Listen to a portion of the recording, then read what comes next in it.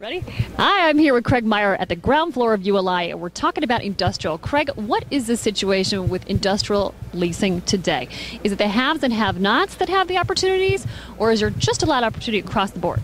Well, actually, it's really a story of two worlds. It's if you're looking for space greater than 500,000 feet, which we call the big box market, just about every market in the United States, it's very tight.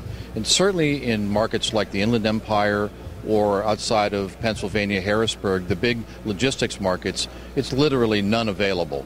And we're actually going to be seeing some spec development, if you can believe it. On the flip side, if you're looking for space under 200,000 feet, in just about every market in the United States, there are ample opportunities, really excellent tenant opportunities, both for leasing and buying. So if you have the light leasing and buying opportunities, does that mean that it's a good opportunity to buy industrial?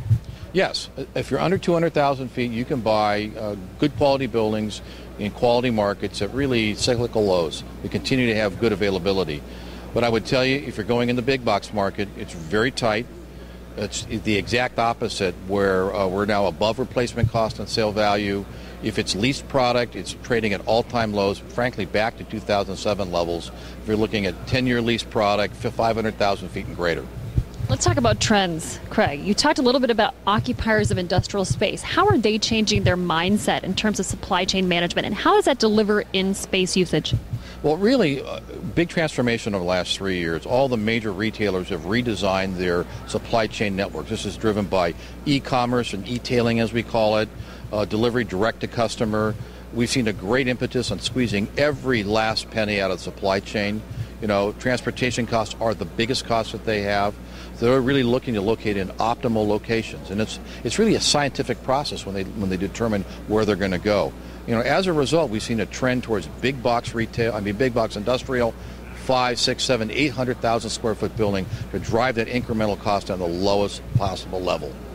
So we're going to see this new big box and some of the demand coming. What do you predict for the industrial market in 2012?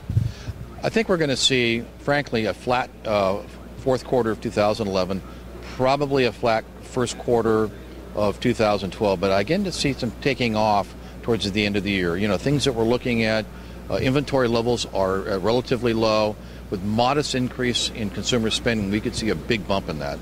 So, Craig, has the growth in industrial demand translated into client demands for your business? Oh, absolutely. You know, over the last 3 years, retailers have really redesigned their distribution networks.